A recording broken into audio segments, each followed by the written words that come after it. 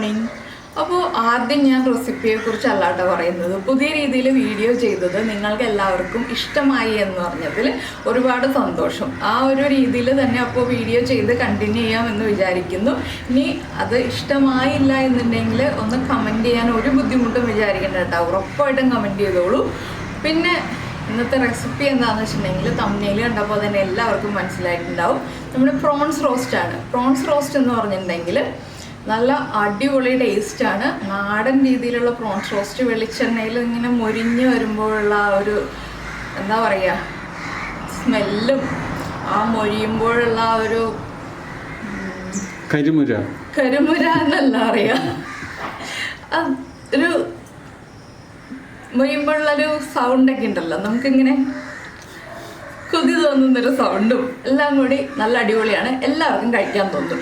അപ്പോൾ നിങ്ങൾ ഇതുപോലെ പ്രോൺസ് റോസ്റ്റ് ഉണ്ടാക്കിയില്ലെങ്കിൽ കുറച്ച് ഉള്ളി എടുത്തിട്ട്, ഉള്ളി തന്നെ ഉപയോഗിക്കുക കേട്ടോ, സവോള ഉപയോഗിക്കരുത്. ഈ റെസിപ്പിയിൽ സവോള വേണ്ട, ഉള്ളി തന്നെ ഉപയോഗിച്ചിട്ട് ഈ റോസ്റ്റ് ഉണ്ടാക്കി നോക്കിക്കോളൂ. നിങ്ങൾക്ക് ഉറപ്പായിട്ട് ഇഷ്ടപ്പെടും. ചോറിൻ്റെ കൂടെയും ചപ്പാത്തിയുടെ കൂടെയും പൊറോട്ടയുടെ കൂടെയും അപ്പത്തിൻ്റെ കൂടെയും എല്ലാം നല്ല കോമ്പിനേഷനാണ് കേട്ടോ.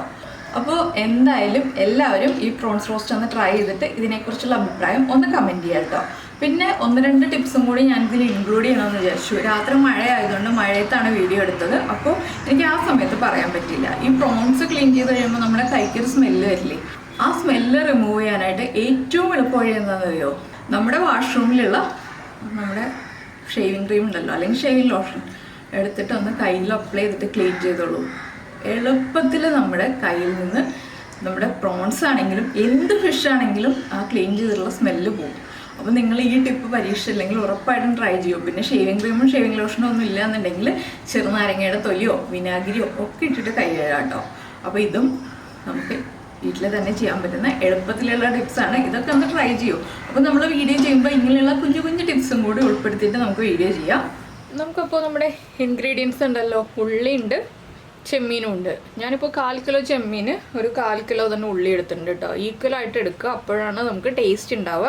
ഇതിൽ ആദ്യം നമ്മൾ ചെയ്യേണ്ടത് ചെമ്മീൻ ഒരു അരമണിക്കൂർ മാരിനേറ്റ് ചെയ്ത് വെക്കണം. അതിന് വേണ്ട കാര്യങ്ങൾ എന്തൊക്കെയാണെന്ന് വെച്ചാൽ, ചെമ്മീനിലേക്ക് നമ്മളൊരു 1/2 ടീസ്പൂൺ മഞ്ഞൾപ്പൊടി ചേർക്കുന്നുണ്ട്. അതുപോലെ തന്നെ ചെമ്മീന് ആവശ്യമായിട്ടുള്ള ഉപ്പ് ചേർക്കുന്നുണ്ട്. പിന്നെ 1/2 ടീസ്പൂൺ കാശ്മീരി ചില്ലി പൗഡർ. ഞാൻ കാശ്മീരി ചില്ലി പൗഡറാണ് മുഴുവനായിട്ട് യൂസ് ചെയ്യുന്നത്. നിങ്ങളുടെ എരിവിനനുസരിച്ച് കുരുമുളക് പൊടി ചേർക്കാം കേട്ടോ. ഞാനിപ്പോൾ വളരെ കുറച്ച് കുരുമുളക് പൊടി ചേർക്കുന്നുള്ളൂ. എന്താണെന്ന് വെച്ചാൽ നമ്മൾ വീട്ടിൽ പൊടിച്ച കുരുമുളക് പൊടിയാണ്, അപ്പോൾ എരിവ് കൂടുതലായിരിക്കും. പിന്നെ കുറച്ച് വിനിഗർ ചേർക്കുന്നുണ്ട്. വിനിഗർ ചേർക്കുമ്പോൾ എന്താണെന്ന് വെച്ചാൽ ചെമ്മീനിലേക്ക് മസാല വേഗം പിടിച്ചു വരും. ഒരുപാട് വിനിഗർ വേണ്ട, ഒരു 1/4 ടീസ്പൂൺ വിനിഗർ ഇത്രയും ചേർത്തിട്ട് നമ്മുടെ ഈ പ്രോൺസ് ഒന്ന് ഒരു അരമണിക്കൂർ മാരിനേറ്റ് ചെയ്ത് വയ്ക്കുക. പ്രോൺസിലേക്ക് മസാലകളൊക്കെ ഒന്ന് പിടിച്ച് ഉപ്പൊക്കെ ഒന്ന് പിടിച്ച് വരാനായിട്ട്. അതിനുശേഷം നമുക്ക് നമ്മുടെ ഉള്ളി ഒന്ന് കട്ട് ചെയ്തെടുക്കണം. ഉള്ളി റൗണ്ടിൽ കുറച്ച് കനത്തിൽ കട്ട് ചെയ്തെടുക്കുക കേട്ടോ. തീരെ നൈസായിട്ട് അങ്ങ് കട്ട് ചെയ്യണ്ട. ഉള്ളി ഒന്ന് ചെറിയ തിക്നെസ്സോടുകൂടി കട്ട് ചെയ്യാം നമുക്ക്. അപ്പോൾ പ്രോൺസൊക്കെ ക്ലീൻ ചെയ്യുന്ന കാര്യമൊക്കെ എല്ലാവർക്കും അറിയാവുന്നതല്ലേ. പ്രോൺസിൻ്റെ ആ ഒരു ബ്ലാക്ക് കളറിൽ വെയിനൊക്കെ എടുത്ത് മാറ്റിയിട്ട് ക്ലീൻ ചെയ്യാം കേട്ടോ. വലിയ പ്രോൺസ് ആണെങ്കിൽ, ഇതിപ്പോൾ അധികം വലിപ്പമില്ലാത്ത പ്രോൺസാണ് എനിക്ക് കിട്ടിയിട്ടുള്ളത്.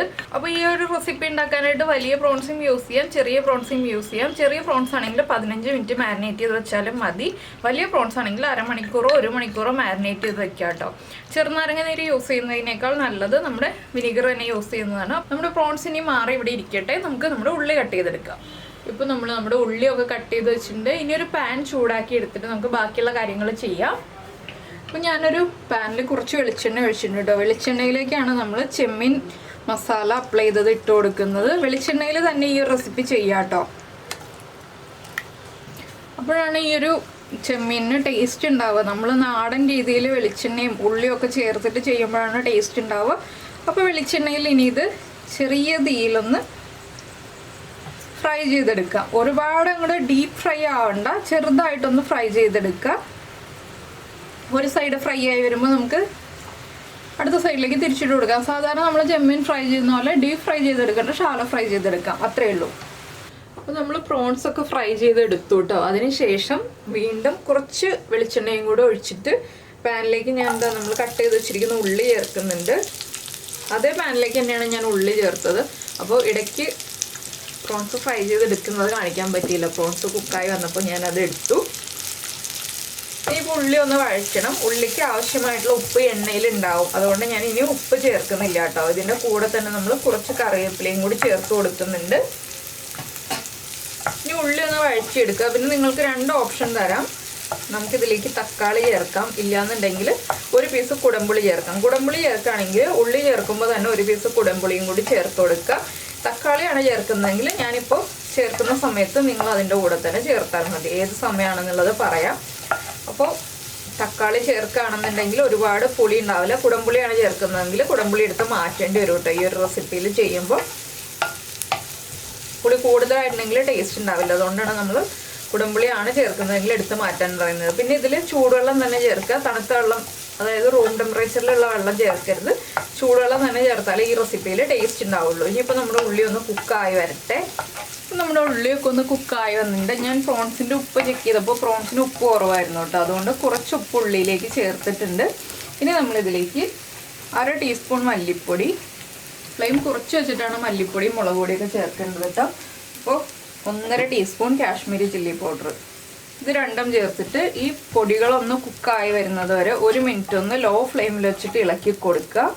പിന്നെ കുടംപുളി ചേർക്കുന്നില്ല എന്നുണ്ടെങ്കിൽ കുടംപുളി ചൂടുവെള്ളത്തിൽ സോക്ക് ചെയ്തിട്ട് ആ വെള്ളം ചേർത്താലും മതി.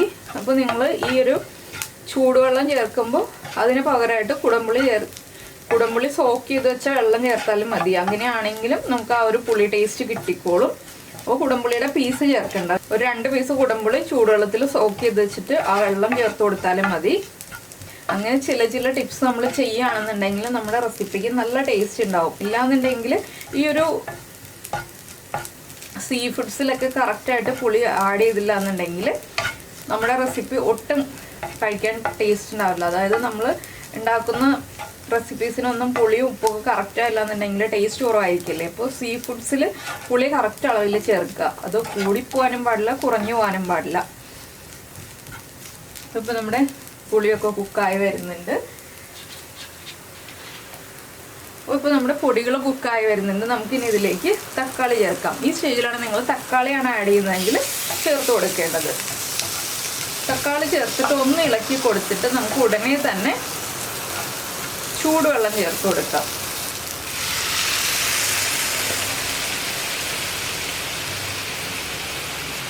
ചൂടുവെള്ളം ചേർത്തിട്ട് നന്നായിട്ടൊന്ന് ഇളക്കി അടച്ചു വയ്ക്കാം 1 മിനിറ്റ്. തക്കാളിയൊക്കെ ഒന്ന് സോഫ്റ്റായി വരാനാണ് നമ്മൾ അടച്ചു വയ്ക്കുന്നത്. 1 മിനിറ്റ് ഒന്ന് അടച്ചു വെച്ച് തക്കാളി സോഫ്റ്റായി ആ തക്കാളിയുടെ ഫ്ലേവറൊക്കെ നമ്മുടെ കറിയിലേക്കൊന്ന് ഇറങ്ങി വരണം. അപ്പോൾ നമ്മുടെ തക്കാളിയൊക്കെ ചേർത്തിട്ട് നന്നായിട്ട് തിള വരുന്നുണ്ട്. ഇനി നമുക്കിതിലേക്ക് ഫ്രൈ ചെയ്ത് വെച്ചിരിക്കുന്ന പ്രോൺസ് കണ്ടോ, ഇത്രയാണ് പ്രോൺസ് ഫ്രൈ ആയിട്ടുള്ളത്. ഇനി നമുക്കിതിലേക്ക് ചേർത്ത് കൊടുക്കാം. ആ എണ്ണയോടുകൂടി തന്നെ ചേർക്കുക. ഇനി പ്രോൺസും കൂടി ചേർത്ത് നന്നായിട്ട് ഇളക്കി അടച്ചു വയ്ക്കാം. ഹൈ ഫ്ലെയിമിൽ തന്നെ അടച്ചു വയ്ക്കാം. പ്രോൺസിലേക്ക് ഇനി ആ മസാലകളൊക്കെ പിടിച്ച് തക്കാളിയൊക്കെ കുക്കായി ഒന്ന് ഗ്രേവിയൊക്കെ പ്രോൺസിലേക്ക് ഒന്ന് പിടിച്ചു വരട്ടെ. ഒരുപാട് വറ്റിച്ചെടുക്കണം എന്നുണ്ടെങ്കിൽ അങ്ങനെ എടുക്കാം. ഇല്ലാന്നുണ്ടെങ്കിൽ ചെറുതായിട്ട് ഗ്രേവിയോടുകൂടി വേണമെന്നുണ്ടെങ്കിൽ അങ്ങനെ എടുക്കാം. അതൊക്കെ നമ്മുടെ ഇഷ്ടമാണ്.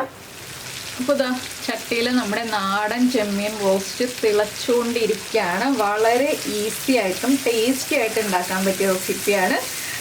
എല്ലാവരും ട്രൈ ചെയ്ത് നോക്കുമല്ലോ അല്ലേ. ഇതാ ഇപ്പോൾ നമ്മുടെ പ്രോൺസ് റോസ്റ്റിൻ്റെ ലാസ്റ്റ് സ്റ്റേജിലെത്തിയിട്ടോ. ഇത് കണ്ടോ, നന്നായിട്ട് എണ്ണയൊക്കെ തെളിഞ്ഞ് ഉപ്പൊക്കെ കറക്റ്റ് ആക്കിയിട്ടുണ്ട്. ഞാൻ എരിവും ഉപ്പും എല്ലാം കറക്റ്റ് ആക്കിയിട്ടുണ്ട്. ഇനി നമ്മൾ കുറച്ച് കറിവേപ്പിലയും കൂടി ഇട്ട് കൊടുത്തിട്ടുണ്ടെങ്കിൽ നമ്മുടെ പ്രോൺസ് റോസ്റ്റിൻ്റെ ലാസ്റ്റ് സ്റ്റേജ് ആയിക്കഴിഞ്ഞു. ലാസ്റ്റ് കുറച്ച് കറിവേപ്പില ഇടുക, ഫ്ലെയിം ഓഫ് ചെയ്യുക. ഇത്രയേ ഉള്ളൂ പ്രോൺസ് റോസ്റ്റിൻ്റെ പരിപാടി. അപ്പോൾ നിങ്ങൾക്ക് ഈ രീതിയിൽ വീഡിയോ ചെയ്യുന്നതാണോ കഴിഞ്ഞ ദിവസത്തെ വീഡിയോ ചെയ്തതാണോ ഇഷ്ടം എന്നുള്ളത് ഒന്ന് കമൻറ്റ് ചെയ്യുക കേട്ടോ. അപ്പോൾ ഇത്രയേ ഉള്ളൂ. ഇത് ചപ്പാത്തിയുടെ കൂടെയാണോ ചോറിൻ്റെ കൂടെയാണോ ഇഷ്ടം എന്നൊക്കെ ഒന്ന് കമൻറ്റ് ചെയ്യുക. അതുപോലെ ഇഷ്ടപ്പെട്ട റെസിപ്പി ആണെങ്കിൽ ഒന്ന് ലൈക്ക് ചെയ്യാനും കൂടെ മറന്നു പോകരുത്. നിങ്ങൾ ഇതുപോലെ പ്രോൺസ് റോസ്റ്റ് ഉണ്ടാക്കിയിട്ടില്ലെങ്കിൽ ഉറപ്പായിട്ടൊന്ന് ട്രൈ ചെയ്തോളൂ. അപ്പോൾ നമുക്ക് നമ്മുടെ അടുത്ത റെസിപ്പിയുമായിട്ട് അടുത്ത ദിവസം വീണ്ടും കാണാം.